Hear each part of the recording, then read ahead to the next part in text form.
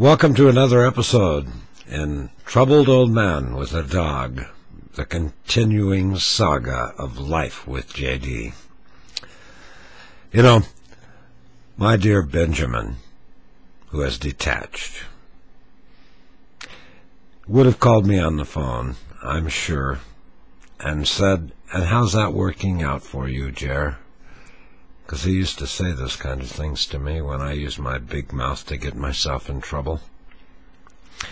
I did a video last time. It was a video that had a target. All videos have targets. They have things you want to convey. And the purpose of my last video was to say thank you to a group of friends whom have very different political ideas, but we stayed friends nonetheless. And I always thought that kind of special.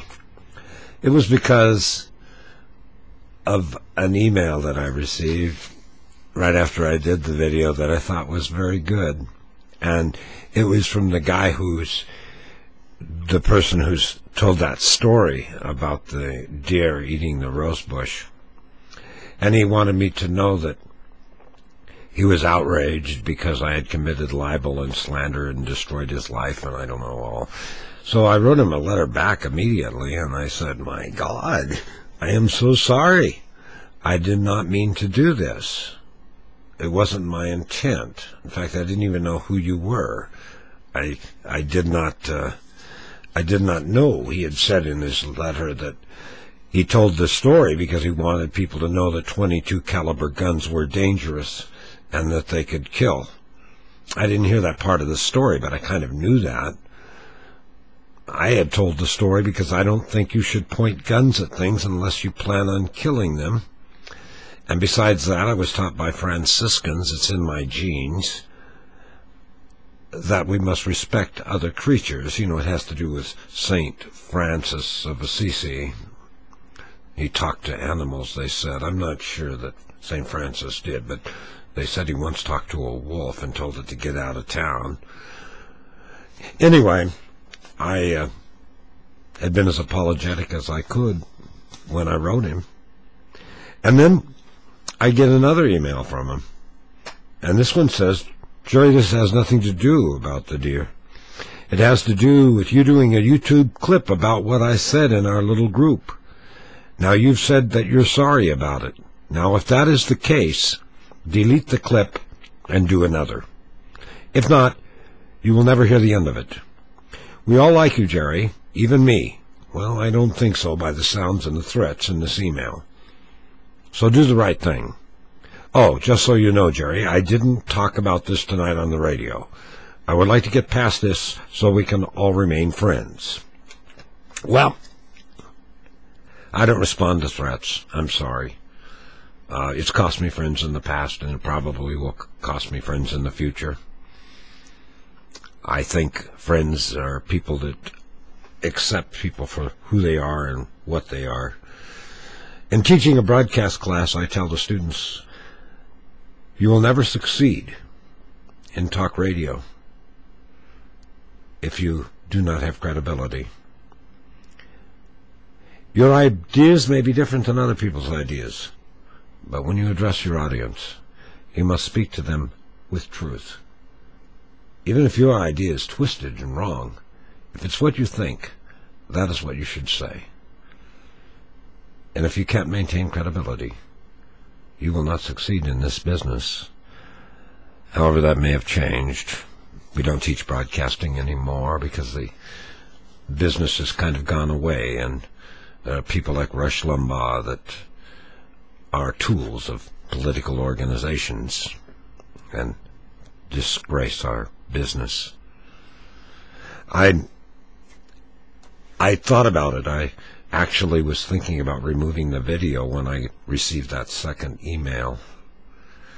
But I know what liability and slander, it's probably not liability, it's libel and slander. Remember one take. I know what libel and slander is, and that wasn't libel and slander.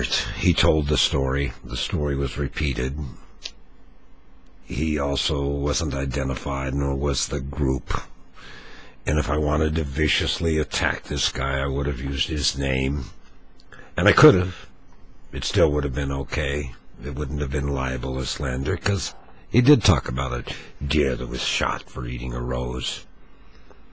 And I talked about not pointing guns at things unless you wanted to kill them.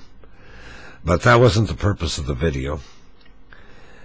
And to change the video or to take it down would be in a way allowing him to influence what I thought about deers being shot. And that would influence credibility. So I won't do it. And I'll probably lose those friends. I wrote him back, no, I didn't. I just get frustrated. It's the reality of that business, and I thought I'm out of it because I'm just playing around here on YouTube. But I think even playing around here on YouTube, I must maintain my credibility. Sad that it has to be that way. Sad that friendships are so fragile, isn't it? But you know, I'll tell you something. When you lose everything that matters, the boy that you've raised, that you really love and care about, when they detach because you won't change your positions, this is just a little drop in the ocean. I will find more people to talk to, and someday I'll find some real friends. I'm too old.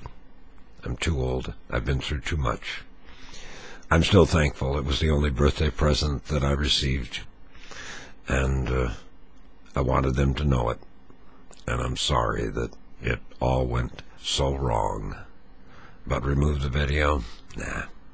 Because we'd never know then what I'd said. And what we're talking about, I'm irritated about raising the tobacco tax, but truly the lone dog barking in the dark, everybody else thinks it's okay. I don't think that we should use taxes as a weapon. And in this case, it's about the only enjoyment I have, is my dog Bentley, and sitting in my recliner at night, smoking my pipe, which I've been doing for 53 years or so. And I'm relatively healthy. But you just tax everything. And somehow I'm going to have to figure out how I can continue to smoke with this gigantic increase that's coming on the tobacco. You're not going to tax my dog, are you? If you'll excuse me.